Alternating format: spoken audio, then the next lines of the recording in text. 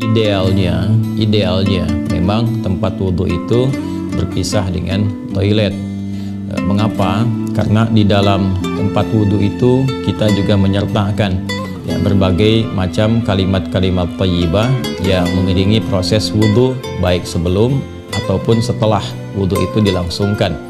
Bukankah kita saat berwudhu kan mengucapkan Bismillahirrahmanirrahim, kan? Sebagai mula kita mengerjakan segala kebaikan dengan dasar yang Nabi sabdakan, kullu amrin tibalin la yubda'u fihi bismillahirrahmanirrahim fahuwa abtar. Dan itu juga sebagai ekspresi ungkapan gambaran atas niat yang kita tujukan dari wudhu itu, kita arahkan untuk mendapatkan ridha Allah Subhanahu wa ta'ala. Kemudian juga di akhir wudhu kita juga kan berdoa, dengan mengucapkan syahadatain, syahadu an la ilaha illallah, syahadu anna muhammadar rasulullah. Kemudian kita mengatakan Allahumma ja'alni minat tawabin wa ja'alni minal mutatahhirin. Kalau kita mau kemudian tambahkan juga dengan doa wa ja'alni min ibadikas salihin. Sedangkan kalimat-kalimat thayyibah yang berupa permohonan-permohonan doa dalam kebaikan ataupun menyebut asma-asma yang mulia, itu kan umumnya tidak diutarakan saat kita berada di dalam toilet, karena toilet punya sifat tertentu, sifatnya hanya untuk menyalurkan atau membuang hadas, baik yang sifatnya kecil ataupun juga besar, dengan cara-cara tertentu yang boleh jadi juga melahirkan najis.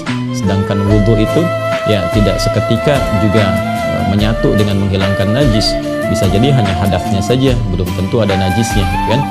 Sedangkan kalimat-kalimat thayyibah sangat tidak disukai diungkapkan dalam keadaan-keadaan kita masuk toilet. Karena itu saat masuk toilet kita kan berdoanya doa memohon perlindungan kepada Allah dari godaan-godaan setan yang berkumpul di tempat-tempat yang buruk, seperti toilet dan semisalnya. Allahumma inni a'udzubika minal khubuthi wal khaba'ith. Nah, kemudian ketika kita keluar, kita kan beristighfar tuh, ghufranak, ghufranak, mohon ampunanmu ya Allah.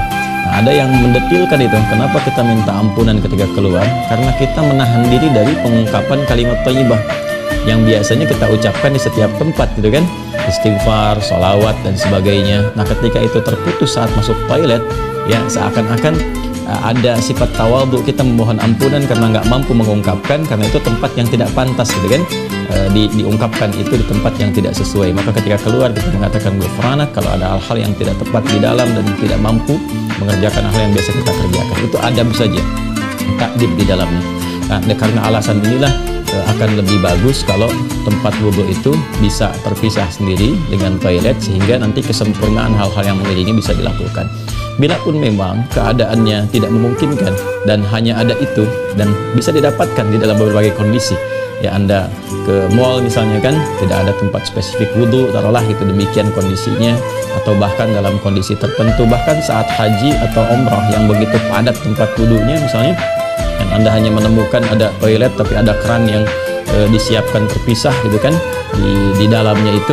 Nah, ini kondisi-kondisi demikian masih memungkinkan. Jadi kalau ada kondisinya sifatnya tidak terpisah keadaan tempat wudhunya, maka tidak ada masalah ketika Anda berwudhu dalam keadaan juga menyatu tempatnya dengan toilet, karena kaidah juga mengatakan ad-daruratu tubihul mahdharat. Kondisi-kondisi yang mendesak itu, kondisi-kondisi yang tidak biasa itu membolehkan, bahkan yang terlarang pun asalnya diperkenankan. Nah, ini kan sifatnya tidak terlarang, hanya tidak disukai, makruh sifatnya, nggak ada nas haram di dalamnya, tapi sifatnya tidak disukai. Tidak disukainya itu karena kita tidak bisa mengungkapkan hal-hal baik.